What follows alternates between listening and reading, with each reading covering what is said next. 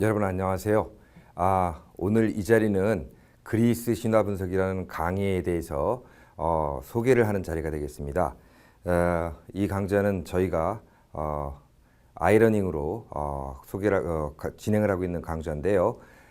이 강좌의 소개 내용을 보게 되면 첫 번째로 강의 개요, 즉 무엇을 공부하는 것인가에 대한 내용을 좀 소개를 하고요. 그 다음번에 강의 목표가 무엇인가, 이거를 또 여러분에게 간략히 말씀을 드린 다음에 그 다음에 강의 절차 및 학습 방법, 여기에 대해서 말씀을 드리고 마지막으로 주요 내용이 무엇인가, 이 부분에 대해서 여러분에게 소개하는 그런 내용으로 진행을 하도록 하겠습니다. 자, 그러면 우선 강의 개요에 있어서 여러분들이 여기 화면을 보시다시피 하나의 그 황소머리에 사람의 몸을 한 그림이 하나 있죠. 제가 한번 그려본 겁니다. 이 그림의 주인공은 미노타우로스라고 합니다. 미노타우로스는 미노스의 황소, 이런 뜻이죠. 실제로 이런 기형적인 존재가 실제로 있었을까, 이런 거에 대해서는 의문이 참 많죠. 그렇죠? 이걸 믿는 분들은 안 계실 겁니다. 그런데 이런 내용을 가지고 구성이 되어 있는 신화에 대해서 우리가 왜 대학에서 교양 강좌로 이렇게 수업도 하고 또 많은 학자들이 이 신화에 대한 내용을 계속해서 연구하면서 저서를 펴내고 하는지 여러분들 궁금하시죠? 그렇죠? 예, 여기 보면은 이 신화에 대해서 말씀하시는 분들 보면 인류학이나 신화학, 당연히 그다음에 종교학, 그다음에 심리학, 또 정신분석학, 문학, 예술, 뭐 이런 분야에서 다양하게 연구가 되고 있습니다. 그렇다면 이렇게 다양한 분야에서 이 신화를 연구하는 데는 분명한 이유가 있을 겁니다. 그 이유가 무엇일까? 이 부분을 우선 여러분께 설명을 잠깐 드리면요. 신화, 이렇게 우리나라 말로 한자어로 귀신 신자에다가 말한자를 써놓으면 이건 문자 그대로 신들의 이야기, 이렇게 됩니다. 그런데 이 신화를 뜻하는 용어를 서구언어에서 보게 되면은 영어로는 여러분 잘 아다시피 myth 이렇게 되어 있고요. 프랑스어로는 미트 이렇게 발음합니다. 그 다음에 독일어 미투스, 그 다음에 그리스에서는 미토스, 이렇게 이야기가 되어 있는데 이 신화라는 이 각각의 단어들의 본래의 뜻은 이야기라는 뜻입니다. 이야기라는 뜻입니다. 그런데 문제는 이 이야기가 처음에는 그냥 우리가 말하는 스토리라는 그런 이야기 같은 식으로 소용이 되었던 용어겠지만 그리스의 고대 역사학자인 헤로도투스가 뭐라고 이 신화에 대해서 미토스라는 데 대해서 규정을 했냐면 신화는 믿기지 않는 모험, 즉 검증할 수 없는 설명, 이런 뜻으로 이렇게 규정을 했습니다. 이 말은 무언가 하면 이미 먼 고대 그리스 시대에도 이 신화에 대한 이야기를 있는 그대로 참 믿기가 힘들다, 이런 뜻으로 이해를 했던 것 같습니다. 그리고 20세기 서양의 한 살아있는 지성 중에 한 사람으로 알려져 있는 앙리 메쇼닉이라는 사람 또한 신화를 집단적 의식의 속임수, 이렇게 설명을 하고 있습니다. 오늘날 우리도 이 신화라는 용어를 굉장히 많이 사용을 하죠. 사실 뭐 한강의 기적 이런 말도 쓰지만 어느 기업체의 그 성공 신화, 이런 식으로 쓰기도 합니다. 그래서 신화라는 말을 기적이라는 말과도 동의어로서 사용할 때가 있는데, 어쨌든 여기에서 집단적 의식의 속임수라 하면 이 신화가 전체 많은 어떤 집단, 대중들을 대상으로 해서 무언가 그들에게 암시적인 메시지를 전달하면서 그들의 의식 구조를 어느 정도 바꾸려고 하고 있다는 그런 시도가 있는 이야기라고 우리가 이해할 수가 있을 것 같습니다. 자, 그런데 이렇게 사실로 수용되기 힘든 이야기로서의 그 허구 구조를 갖고 있는 이 신화를 많은 학자들이 사회적인 기능을 가지고 있다는 면에서 공감을 하고 있습니다. 예를 들면 질베아 듀랑 같은 사람은 이야기로서의 전달 기능을 신화가 갖고 있다는 점을 하나 지적을 했고요. 그 다음에 앤드류 랭이라든지 마리노우스키라든지 엘리아데, 이런 사람들은 신화가 설명적 기능을 가지고 있다고 설명을 합니다. 그 다음에 여러분들도 익히 들어서 잘 아시겠지만 클로드 레비스트로스라든지 아니면 프랑스의 인류학자인 듀메질 같은 사람은 신화가 문화적 기능을 하고 있다, 이렇게 설명을 합니다. 자, 그렇다면 여기에서 우리는 신화라는 걸 이제 어떤 사회적인 기능을 가지고 움직이는, 사람들을 움직이게 하는 어떤 그런 측면에서 바라보고 분석을 해본다고 그럴 때 이 신화가 결국은 오늘날 21세기를 살아가는 우리들의 삶에도 여전히 어떤 영향을 미치고 있다. 즉 신화 속에서 전달하고 있는 어떤 암시적인 메시지가 우리의 의식 속에 작용을 해서 우리가 어떤 건 금기시하고 어떤 건 행운이라고 여기고 이런 부분들이 여전히 존재하고 있다. 이런 점을 말씀드릴 수가 있을 것 같습니다.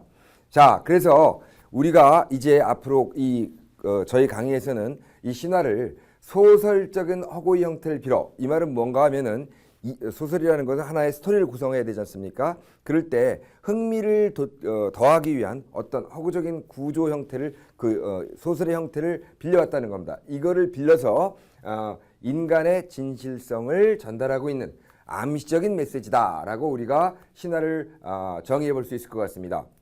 그렇기 때문에 이게 암시적인 메시지이기 때문에 이 신화가 가지고 있는 어떤 상징성 같은 걸 제대로 이해하지 못한다면 결과적으로 신화의 외형적 줄거리만 이해하고 있는 사람이 있다면 결국 이것은 신화를 제대로 이해하지 못하고 있다. 즉 신화의 본질을 모르는 것이다 라고 우리가 얘기할 수 있을 것 같습니다. 따라서 우리가 이제 이 신화를 공부하면서 알아야 될 것은 신화를 구성하고 있는 어떤 암시적인 메시지의 알리바이라고 하는데 이런 부분들을 찾아내서 그 신화가 본질적으로 전달하려고 하는 그 진정한 의미가 뭔가 이거를 한번 알아봐야 된다는 겁니다. 좀 더 쉽게 말씀드리면 여러분 잘 아시겠지만 그리스 신화하면 제일 먼저 떠오르는 신 중에 하나가 제우스죠. 그렇죠? 이 제우스 같은 경우엔 엄청난 바람꾼으로 묘사가 되어 있습니다. 바람둥이로 묘사가 되어 있는데 왜 이렇게 제우스는 바람쟁이로 묘사가 되어 있는가, 이런 부분 같은 거를 우리가 한번 분석을 해봐야 된다는 겁니다. 그래서 이런 분석을 하기 위해서는 아까 말씀드린 것처럼 그 이야기의 허구성 이면에 숨겨져 있는 이 신화를 해석할 수 있는 하나의 키를 잡아내야 됩니다. 그렇죠? 그걸 롤랑 바르트 같은 사람이 이제 알리바이라고 했는데 이 알리바이 같은 걸 찾아내서 신화의 구체적인 의미를 우리가 파악하는 그런 학습을 하게 될 겁니다. 그래서 이런 이론들을 우리는 보통 구조주의적인 신화 해석 방법론에서 찾아볼 수가 있는데 우리가 이제 이 강의를 통해서 신화 해석을 위한 구조주의적 방법론을 소개도 하고, 그리고 그걸 통해서 우리가 신화의 상징성을 해석하면서 문화인류학적인 의미와 가치도 탐구하고, 그러면서 근본적으로는 우리의 인간의 본질이 무엇인가를 좀 더 이해하는 그런 자리가 될 것입니다. 그러면 이제 우리 강의의 목표를 잠깐 설명을 드리겠습니다. 첫 번째로 그리스 신화의 전반적인 내용과 흐름을 학습하면서 종교와 철학 그리고 문학의 모체가 되는 신화의 본질을 이해하는 걸 첫 번째 목표로 하겠습니다. 두 번째로는 신화의 암시적인 구조와 그리고 그 기능을 우리가 공부하면서 신화와 문화 원형의 상관관계를 어떻게 이것들이 서로 관계를 이루고 있는지 한번 조명해 보도록 하겠습니다.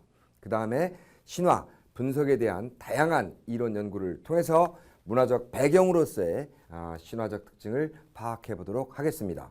그 다음에 신화의 사회적 기능에 대한 고찰을 통해서 신화의 현대적 가치가 무엇인지 한번 우리가 또 평가하고 이해하도록 하겠습니다. 즉 다시 말하면 이 태고적의 이야기를 왜 21세기 이 과학의 시대라는 이 시점에서도 우리가 공부하고 또 왜 그럴 만한 가치가 있는지를 한번 같이 탐구해 보겠다는 그런 뜻이 되겠습니다. 자, 그러면 이제 우리 강의 절차 및 학습 방법이 어떻게 되는가? 본 강의는 아이클래스에서 동영상과 강의 노트를 제공하면서 진행이 됩니다. 그렇죠? 그래서 학습자분들은 먼저 강의를 듣기 전에 이 아이클래스에 접속을 해서 강의 노트를 먼저 다운받아가지고 그것을 학습하시면서 그걸 보면서 같이 동영상을 학습하시면 되겠습니다. 학습을 하다가 공부를 하는 과정 속에 질문이 생길 수가 있지 않습니까? 그러면 언제든지 주저마시고 우리 아이클래스 속에 들어있는 질의응답 그 메뉴가 있습니다. 거기에 여러분들이 질문을 올려주면 제가 24시간 이내에 답변을 드리도록 하겠습니다. 이 질문 내용 중에서 보시면 여러분들이 개인적인 질문일 때는 비공개로 선청을 하시면 되겠고요. 이거는 학습 내용과 관계되고 모든 사람이 같이 알았으면 좋겠다라고 생각되는 경우는 공개로 여러분들이 질문 올리면 저 또한 같은 방식으로 여러분에게 답변을 해드리도록 하겠습니다. 그 다음번에 이제 여러분들이 이 수업을 수강하는 과정 속에서 학습 평가 방식, 여러분들 성적에 굉장히 관심이 많으시잖아요. 그래서 이 학습 평가 방식이라든지 또는 강의 운영에 관한 어떤 여러 가지 안내 사항들 같은 게 있을 텐데 이런 것들은 역시 우리 아이클래스에 있는 학습 메뉴 중에 공지사항에 여러분들 이 내용을 수시로 올려드리겠습니다. 그러니까 여러분들이 학습을 하시면서 공지사항을 수시로 이렇게 확인해 주시기 바랍니다. 그 다음번에 본 강의의 이제 중간고사요. 중간고사는 온라인 시험으로 평가가 됩니다. 온라인 시험으로. 하지만 기말고사는 저희 수업에 보면은 타교 학생도 있고 우리 인하대 학생들도 있고 해서 이 학생들의 그 소속된 학교에 따라서 평가 방식 요청이 좀 다릅니다. 저희 인하대학교라든지 항공대 같은 경우는 반드시 기말고사는 학생들이 학교에 와서 출석 시험을 시험을 치르도록 되어 있습니다. 그러니까 이런 경우는 출석 시험이 되겠고요. 그렇지 않은 또 일부 대학에서는 온라인 시험으로 여러분들 기말고사도 이렇게 실시를 하겠습니다. 물론 성적을 평가할 때는 각 소속 학교별로 분류해서 평가가 됩니다. 그리고 이제 이런 수업 내용들을 바탕으로 해가지고 여러분들이 수업을 할 때 보다 수동적인 자세 말고 적극적이고 능동적인 자세를 취해 주시기 바랍니다. 적극적이고 능동적인 자세란 무엇인가? 여러분들이 미리 선행학습을 통해서 공부를 하시고 또 여러분이 알고 있고 또 여러분이 알고 있던 지식과 다르다고 보여지는 부분이라든지 또는 수업을 들으면서 모르는 질문 같은 것들을 수시로 질의응답 코너를 통해서 교수님께 질문도 해주고 그리고 또 여러분이 의견이 있으면 제시를 해주고 이렇게 하는 적극적인 태도를 좀 보여주시기를 여러분께 당부드립니다. 그러면 이제 이 수업을 여러분들이 수강할 때 꼭 알아야 되는 내용 중에 마지막으로 정리를 한번 해보면 본 강의는 일주일에 3시간으로 구성돼 가지고 15주 동안 진행이 됩니다. 15주 동안. 그 다음번에 이 각 주차별 학습 주제 및 강의 내용은 여러분 이 아이클래스에 제공된 저희 강의 계획서를 여러분들이 참조하시면서 보시면 되겠습니다. 그리고 출석은 각 주차별로 지정된 일시가 정해져 있는데 이 기간 안에 여러분들이 동영상을 클릭을 해서 일정 시간을 수강하시게 되면 자동적으로 출석이 인정이 됩니다. 그랬는데 혹시 컴퓨터 접속이 뭐 안 좋았다든지 뭐 이상이 있어서 자기는 분명히 들었는데 출석 체크가 안 돼 있다 이런 경우가 있으면 취재부처한테 또 문의를 해 주십시오. 그러면 제가 확인을 해서 잘못된 거 있으면 언제든지 수정을 해드리도록 하겠습니다. 그리고 이제 여러분들이 또 출석 점수 이런 거에 대해서도 굉장히 민감하신데 출석 점수는 저희가 100점 만점에 10점 만점으로 이렇게 배정을 했습니다. 그러니까 10%가 되겠죠. 그렇죠? 예. 이때 그 10점 만점이기 때문에 1교시별 교시별 그 감점은 결석에 대한 감점은 그렇게 점수가 높지가 않습니다. 하지만 전체 결석 시수가 12시간 그러니까 일주일이 3시간으로 구성되어 있기 때문에 4주에 해당되는 수업 시간을 결석을 하게 되면은 학칙에 따라서 자동적으로 F학점으로 처리가 됩니다. 시험을 아무리 잘 봤더라도 그런 불이익을 당하게 되니까 여러분들이 무엇보다도 출석에 나름 성실하게 이렇게 신경을 써주시기 바랍니다. 자, 이런 식으로 해서 저희 수업이 여러분들에게 보다 가치 있고 또 여러분의 교양의 폭을 넓혀주고 또 그 깊이를 더해주는 그런 수업이 될 수 있도록 저도 열심히 노력을 할 테니 여러분들도 함께 호응을 해주시면 정말 감사하겠습니다.